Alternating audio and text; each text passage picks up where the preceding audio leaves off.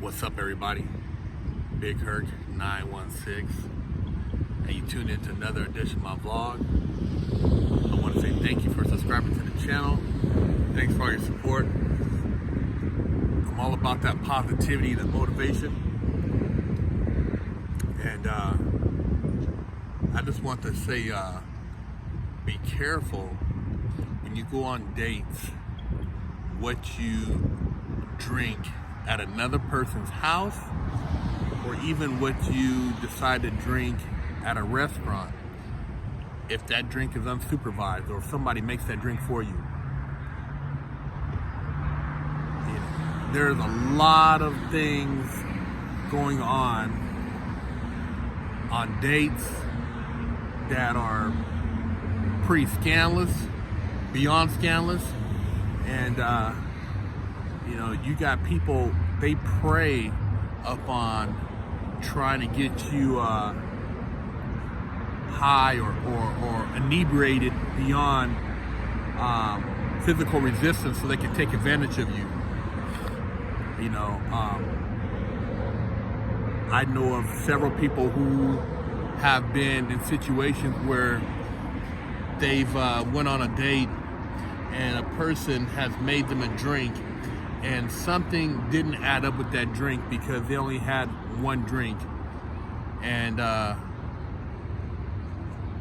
they can recall at times after that one drink blacking out and certain things escalating on a date that they didn't consent to. And you might think somebody's cool because they said they had a lot of the same interests as you, or maybe he said the right things, but you got to be careful, man.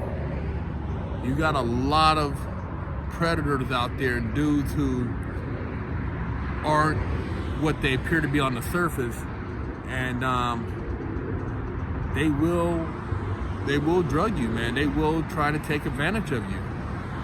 And a lot of times this stuff goes unreported because of the embarrassment or the uncertainty of what really happened, and just having to explain the situation. But I know of people that it's happened to, and I know of guys who have been taken advantage of too, man.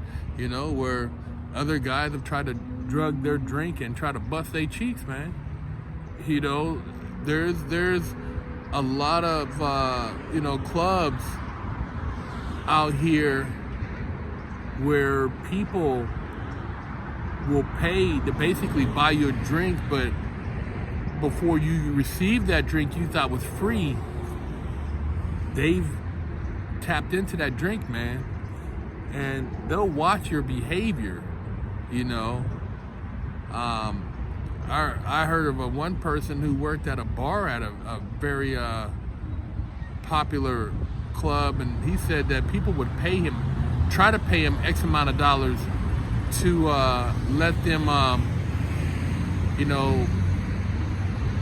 spike drinks and send them to somebody like they paid for them. And then they would watch that person from a distance and try to basically catch them slipping, going to the bathroom or something, man. And you wonder, it's like, wow, this actually happens? Yeah, man. In the city, even in small towns, man, you got people who don't have the capability of rationalizing a real interaction with somebody through consent, so they use different ways, predatory ways, to try to take advantage of people. And it's pretty prominent, man, in a lot of places. A lot of individuals don't want to say nothing because they are afraid of what people will think.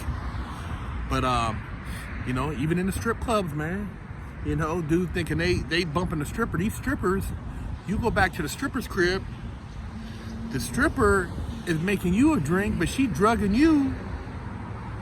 Then turn around, you think you gonna bust some cheeks, you pass out, she takes all your money and jewelry and tries to violate you, or possibly does violate you, and leaves you looking stupid in the hotel room or wherever the case may be, because she's probably going to have you go to a hotel room so you don't know where she lives, so you can't double back. But yeah, man, the strippers, they got moves too, you know? So it's not just the dudes, you know what I mean? It's people who are living that life. And so you got to be careful, man. You know, you don't ever take something you haven't seen come out the original bottle per se and be freshly open. You know, don't take drugs from people and think that, hey man, you're getting high and they're smoking the same thing you're smoking, because they might not be smoking the same thing you're smoking. You know, it's a cold twist, man. And you know, people are out here doing some scandalous stuff, man. And you know, you don't want to be caught up in that, and you don't want to fall victim to one of these you know, date rape situations, man. Because I've went in a club before, man, and I've you know, walked in there and seen, you know, people passed out in the bathroom and looked like partner forgot to pull his pants up. You know, I don't know what the hell happened to him. You know what I mean? Did he pass out and just, you know, left his pants halfway pulled up? You know what I mean? In the stall. I mean, what happened in there? And the same thing with females. You know, I done seen females, man. You know, you walk by and it's like she laying against the side of the building, and you know, you can see all up in her cooter. She wide open. So somebody done violated these people, man. And you know, you don't want to become a victim of that violation. So my word to you, man, is protect yourself at all times. You know, don't fall for the okie doke. You know damn well if you're going somewhere at 2 o'clock in the morning to go see someone that they're expecting something to go down. So if you get over there and it don't go down accordingly, they might use extra measures to make sure it goes down how they want to go down. And the same thing, you know, dudes out here thinking they got mad game and stuff, and they hooking up with these females, and they get these little bras they think it's squares. They up in the hotel room, and you know, they pass out, gold chain gone, watch gone, money gone, cell phone gone. I know some cats that done got robbed blind by squares, by females that look like, you know, they could be from an Ivy League school, but they gangster with it. Don't get it twisted. Just because they look innocent don't mean they innocent. So it's not just the you know, Me Too movement for the females, you know, which I'm addressing also to the guys out there thinking you're slick, that you can get played just as quick. So, you know, hey, be on your top of your game, man, and watch yourself out there.